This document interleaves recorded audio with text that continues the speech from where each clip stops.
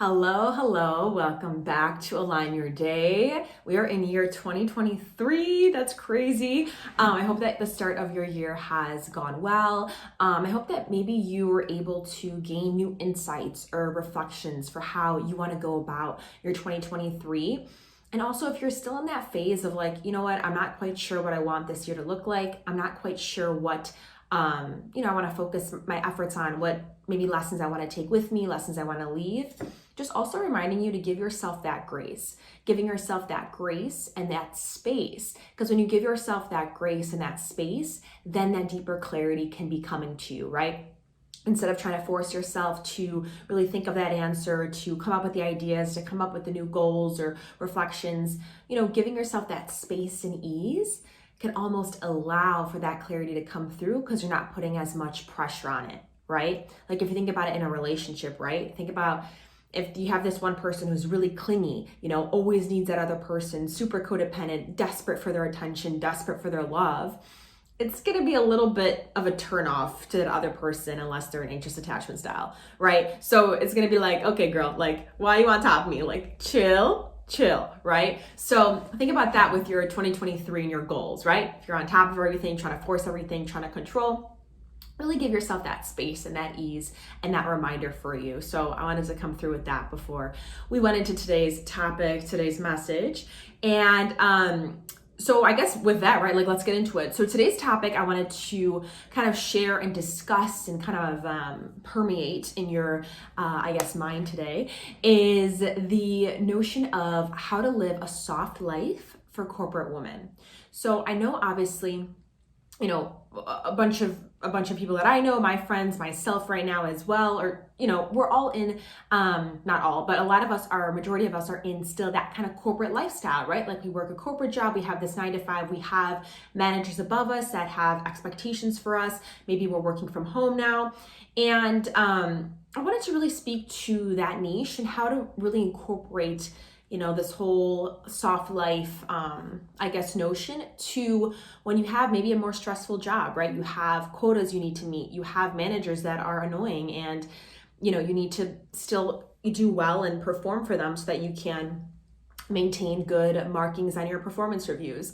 I know a lot of things can go into that kind of corporate lifestyle that can be a burden, that could be an extra stress, and that can almost make it seem like, how can I live a life, quote unquote, softer life in my feminine, really honoring myself, honoring when I need to take those breaks. How can I do that when I'm also having this juxtaposition of, needing to make certain quotas, needing to be responsive, needing to show up in certain capacities to my managers, to other people. And so I wanted to offer some perspective and kind of little stepstones to how you can make this a reality for you. And so in order to start off first, I wanted to just give a definition of what is a soft life. And right now, by definition, I literally just looked it up, LOL, because it's like all a trend right now. It seems like how to live a soft life, like live a soft life, ha ha ha. And like it's cute and fun and I like it because it's kind of, going against that super hustle culture that a lot of us, we're taught to glorify, especially growing up, right? Like achieve, hustle, grind 24/7. If you're not working, what are you doing? Right? Type of thing. So the soft life, basically, the overarching definition, you can look it up too, but it's basically a life of more comfort and less stress. It's basically in sum how it's defined. And it's been used to kind of also tie in with the theme of women really honoring their own feminine energy and nature, especially in male-dominated industries, right? So still in being in a corporate job, having that 24-hour clock of our workday, that is on that hormonal clock of male's biology, of a biology of a typical male, right? Because they have a 24-hour hormone clock, and it's kind of like they reset every single day. That's how like male hormones work. Whereas for women, right, we're on a 28-day cycle, most of us. So we actually work in a more cyclical nature where our energy peaks at different levels throughout the 28-day cycle versus just like resetting each day 24 hours. And so it can almost feel like we're in this battle, right, as women, of like trying to keep up, trying to make sure that we're, proving ourselves, achieving. And also in that it can also feel like I don't know, at least for me personally, I'm just gonna come out and say it. It can feel like sometimes we have to ignore our cycle or shame our cycle, shame our period, shame our hormones, because it's like, I need to get this done, I need to meet this quota, and now I have freaking period cramps. Or I have, sorry for that noise, but I have like period cramps, or I have, I'm in my luteal phase, I'm kind of like PMSing. If you don't know, luteal phase is just like 4 phases of your cycle. I really encourage you to do that. But it's kind of like, all these things can kind of start to be like, well, it's not to say you can't achieve and can't hustle and can't grind through your own biology, because many women have done it now and you can do it. I've done it. But it's almost like, are we ignoring that part of ourselves? And so I don't want to get too off track with that, but just something to note, right? So one tip I want to give to you is really what I had just said, right? Really start to learn your own cycle, your own 28-day, going from your period to your follicular phase, to your ovulation, to your luteal phase. I'm not by no means a period expert, but I've done my research and really throughout the last year and a half or so, really tried to learn more of my cycle. And that has actually allowed me to have a lot more grace with my corporate job, and with, I guess it allowed me to plan my days a little bit better because I knew what my energy levels were. So I encourage you to just get apps that you resonate with. I know there's Flow. I use Natural Cycles. It comes with a thermometer, and you could just take your temperature each day. And based on your temperature, it shows you where you are in your cycle.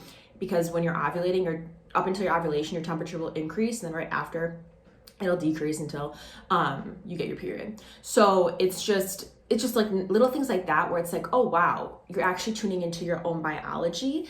That can help you kind of navigate and start to plan your schedule in a way that can adhere to your cycle a bit more. And I know you're gonna come at me and say, Jenna, I can't do that. Every day is variable. I have different expectations, different managers. I can't do that. That's not possible. And I hear you 100%. I have, just to be frank with you, I have quotas I have to meet every single day, and it doesn't change. So it's like, how do I incorporate that into what I'm doing each day? And I really encourage you to get resourceful.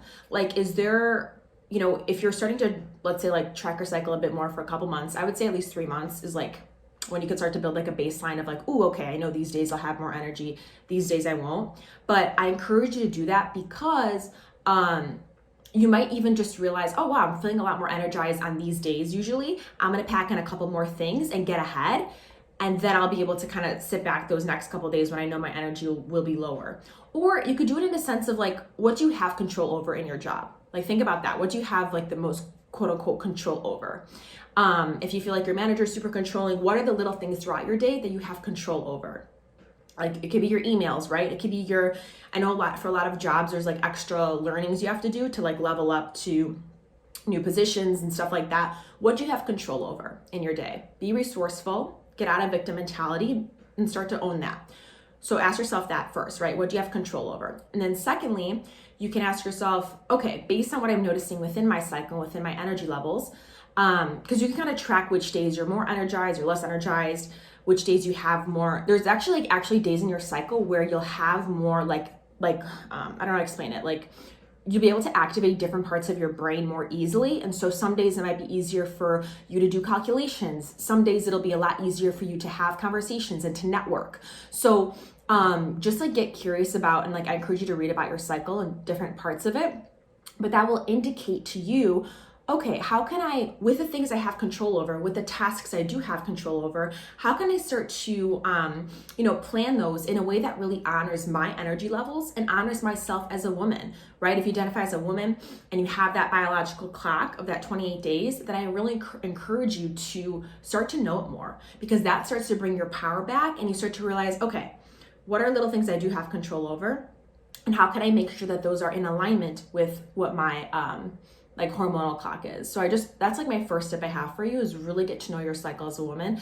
And it's really, I think it's just so transformational when you start to do that in little ways. So like I said, I give you some app ideas, and then you could also, what's it called? What you could also do is, if you have a planner, a physical planner, you could also put down at the end of each day what your quote unquote mood was for the day, or how energized you were. So you can make a scale of 1 to 5, 1 being super low energy, 5 being oh my gosh, I could accomplish 25,000 things today if I wanted to. Have an energy scale for yourself, 1 to 5, and mark it. And you'll start to notice patterns throughout your months. Like if you do it, like I said, if you give it at least like 3 months or so, you'll start to notice patterns and you'll start to notice trends. And then you can use that awareness, that heightened knowledge about your own energy levels as a sense of power and as a sense of deeper quote unquote control, even if your schedule feels a little bit out of control, because you'll start to realize, okay, these days I'm feeling this amount of energy, I'm typically in this mood, I can kind of coordinate these extra things to go on these days and then shift XYZ things. So I just like encourage you to do that. And like a typical one, like I'll give you like an easy example. So usually when you're in your ovulation phase, like that lasts usually like 2 to 3 days. That's when you're like releasing your egg, right? So that like phase of your cycle is when it's really easy, most likely easy for a lot of women to have conversations, to talk, to network, to present, to showcase, to express ideas. And so that could be a great time in the month to set up your coffee chats, right? Like let's say you're trying to network, you're trying to get into a new part of your firm or get to a new position. That could be a great couple days to really set up those coffee chats, because you'll have that energy to really showcase and express yourself and communicate in a really magnetic way, because you'll be ovulating. So it's like you're using that biology to your advantage. And so that can really be a key to living a quote unquote softer life, even in your corporate job, because you're really getting to know your own cycle. That allows you to take your own power back, and you'll also be able to drop some of that like extra shame and extra self-judgment that can come when it feels like you're always on this grind, always having to achieve or perform in a certain manner, but you're ignoring your own inner energy levels. So it allows you to be like, oh wow, I have this energy level for a reason, for a purpose. It's literally my biology. How can I use my cycle to my advantage versus shaming myself when I don't achieve certain things or when I don't check off all my to-dos on my to-do list? How can I use my cycle to my advantage? And there's like so many great resources nowadays for that. And so I really encourage you to look into that, because that's really, really key. So that's one thing. Second thing that is kind of like a part 2 to this is to get to know your own stress levels and start to pursue self-regulation. I'll like explain what this means. So I have like a couple other podcast episodes on this if you want to check it out. I'll leave them in the keynotes in the YouTube, and I'll put them in the show notes for the, if you're listening to the podcast, I'll put them in the show notes. But it's really important for you to begin to understand your own nervous system, okay? And so your nervous system is dictating your body's stress levels. And I'm just gonna give you like a little visual, and maybe I'll put like a visual on the YouTube so you can see it. And I created this visual a couple episodes back. But your nervous system is, so think about it like 2 horizontal lines, okay? There's 2 horizontal lines with like space in between them. And when you're in between those 2 horizontal lines, you're in your quote unquote window of tolerance. And what this means is that's when you're going throughout your day and you're feeling more at ease. You're feeling like, okay, I can handle today's expectations. You're thinking about new thoughts. You're more calm. Your body's not as jittery or as like, anxious, or you're not feeling super low, super down. You're just in that like pretty centered space. You're like, okay, I'm feeling good. I can handle what's coming my way. I have good ideas. I feel like I can like pursue today, and I'm feeling pretty good about it. That's like a really basic explanation of it. But that's when you're inside a window of tolerance, and that's when your brain has the most access to new information. It's your highest, you're using your highest like learning capabilities, so you're able to think of new ideas, new opportunities, maybe even new ideas for your job, right? It's really key that you start to like stay in this window of tolerance, because then you're able to, like I said, like handle your stressors, like what would normally be a really high stressor for you, you'll be able to handle it with more ease because you're starting off from this really centered place. So it's really important that you get to know your own nervous system and get to know what brings you out of that normal window or that normal rectangle. I'm sorry if I keep using my hands in the YouTube video, I'll put like a visual, but you want to start to understand what brings you outside of your normal window of tolerance. What brings you outside of feeling at ease, feeling more calm, feeling more stable. And you want to start to identify those things and start to realize, how can I start to combat some of those stressors? And you could do it in little ways. So, and let me rewind one sec. So like I said, being in your window of tolerance, being in between those 2 horizontal lines, right? That's when you're feeling like that's your ideal type of state. But you can either go above that top line or below that lower line. And so that's when you're in a quote unquote aroused state. That's when your body is using a lot more of your stress hormones. And that's when you can start to go into either that super like anxious panic mode, or you could start to withdraw, get quote unquote more depressed, start to detach from things, feel like you're not really present or not really here. So you could go either of those two variables. You could either be hyper aroused, which is like when you're above that line and you're feeling anxious, you're feeling jittery, your thoughts are racing, you're like on edge, maybe you're really pissed off and angry. Or you can start to detach, going really, really below your normal level, below that second, that bottom horizontal line, and you're gonna start to detach. You're gonna start to feel like maybe you don't, like today's too hard to even like pursue things. It's like you're feeling withdrawn, you're not feeling like, basically you're not feeling passion or, aliveness in your day.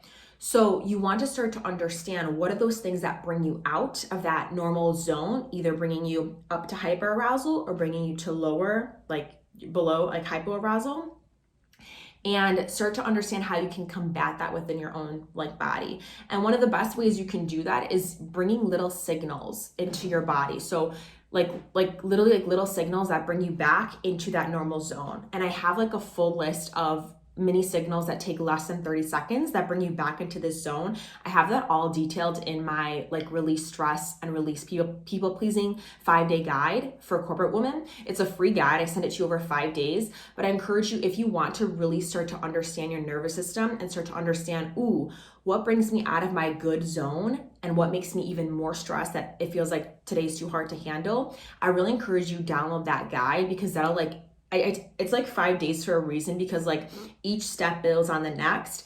And the first day is all about how to stay in your good zone and little things you can do throughout the day to keep you there. So I'm just gonna like put that below here if you want it.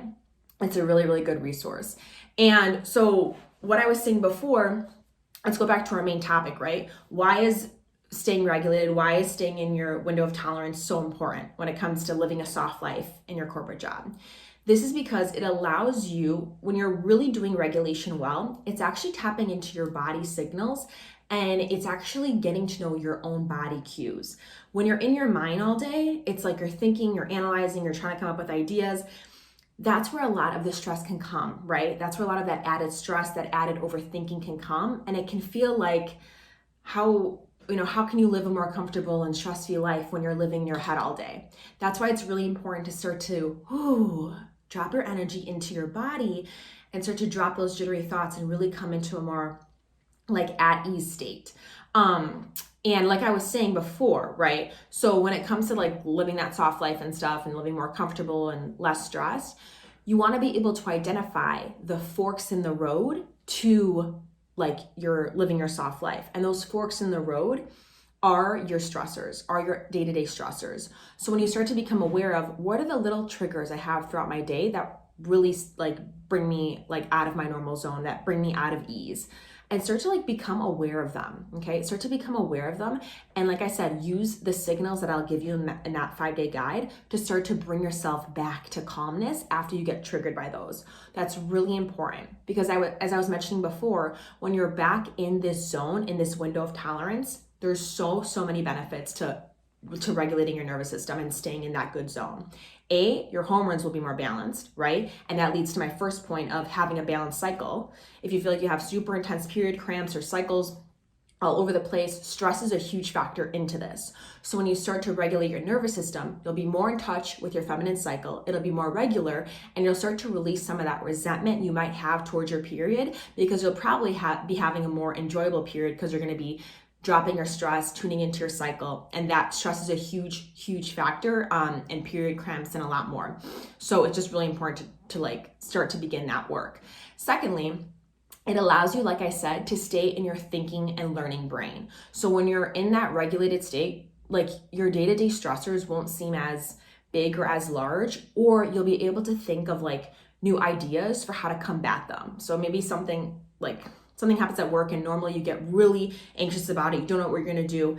If you practice little by little staying in that good regulated state, you'll have more learning function available in your brain, and you will actually think of like new ideas and new avenues to pursue, even with like a something that would have normally really stressed you out. It's a day-to-day process and doesn't happen overnight, but when you make it a commitment to really get to know your own body's cues, your own stress signals, and you start to bring yourself back into regulation, back into calmness, back into ease as much as possible, that is really important in order to sustain like new responsibilities in your life, because eventually you want to maybe get a new job, get a better position, right? That's going to probably come with more responsibility. And so when you start now by learning your own nervous system, that new state, that new position, that new responsibility will feel a lot easier to you because you've already become accustomed to handling more stress, quote unquote, with like more ease and ideas. So that's like really important to start to do. And that's why I really am a big proponent of that. And that'll help you live a quote unquote softer life, because those stressors won't seem as big, and you'll begin to trust yourself more because you actually will be thinking of like I said, new ideas, just new ways of thinking about or new perspectives about your day that will feel more empowering because your body's not in a stress response. Okay, so much of the time we want to think our way out of something. We want to think positive, have a good mindset, and things will be better. Sure, but what's really gonna like create sustainable change, especially when it comes to living a soft life, is getting to know your own body signals and working with the body, not just your mind. You can only do so much by shifting your thoughts. You really need to start to understand your body signals when you're getting over a height, when you're getting super jittery, when your body starts to want to detach. You want to really tune in, and that's going to really start to create that change for you. That's like actually sustainable. So that's the second thing. And the third thing that I want to end off with, so kind of like a funny random thing. I don't have my glasses on right now. It was like this whole funny thing. So I'm like, if I'm looking a little bit to the screen, it's because I'm trying to read it. But the third thing I'm going to say is watch where your attention is going throughout the day.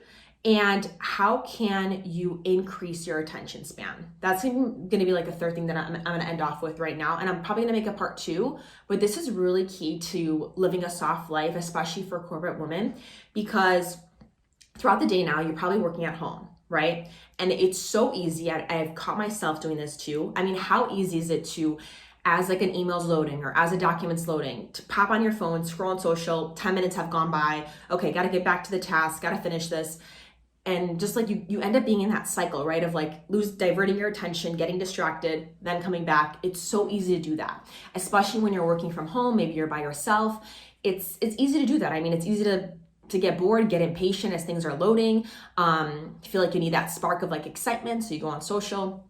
And this is actually, we all know that like our attention span is getting lower as humans, right? Especially with the rise of TikTok and short form videos. I mean, it's you can't deny it. There's so many studies that have shown this, and I can even tell within myself, right? Like think about it.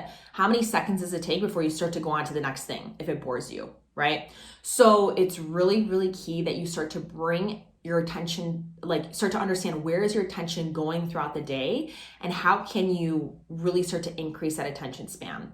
And the reason this plays into a quote unquote softer life for corporate women is because really tapping, when you think about your senses, okay? When you think about your senses and when you think about like just enjoyment, and I'm trying to explain this in the best way, but like enjoyment and emotion in your life, it's really, nowadays it's so easy to kind of have those quick fixes, right? That quick fix, that quick jolt of dopamine, that quick hit of adrenaline. And that's actually counterintuitive to what living a soft, quote unquote, more feminine life is. Because that soft life, right, it's a bit slower, it's a bit deeper, it's a bit like, how can I soak up all that's present in this moment? How can I tap into my senses deeper? That's all coming back into your quote unquote more feminine energy. It's all tapped into your senses, into your body, into your emotion, into the depth that each moment can hold. And so now when we're in this society that has those quick fixes, that has that, you know, going on your phone, getting that hit of adrenaline, it can really start to like almost desensitize your body's your body's pleasure and the amount of like pleasure and sensation you can get from your senses.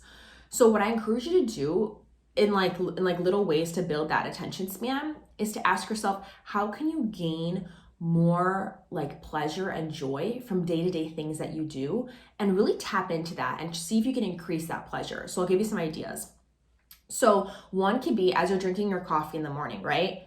Can you really like savor each sip? Can you take those extra seconds to see how does it feel as it's, as you're drinking that coffee? How is that sweetness level? Where else does it bring about pleasure and joy in your body? Okay. And I know this may seem like literally so dumb and stupid, but I promise you that this allows you to tap into your body more, tap into your senses. It brings you back into a state of ease, and it will start to get your mind concentrated on how can you deepen? How can you deepen? Which will help you that will actually help transfer into deeper focus in your day-to-day activities, because you're actually you're bringing your focus inwards, and that allows you to build that focus muscle. So you could build that focus muscle first by like focusing on yourself, on your body sensations, seeing how you can increase that. And then you could say, okay, I built this in myself a little bit. How can I transfer this to my work? Can I stay with this email a couple more seconds, right? Can I stay with this thought a couple more minutes? Can I stay with writing this draft just a few more times? Okay, like I said, everything is transferable. So when you start to build that focus muscle inwards, you can start to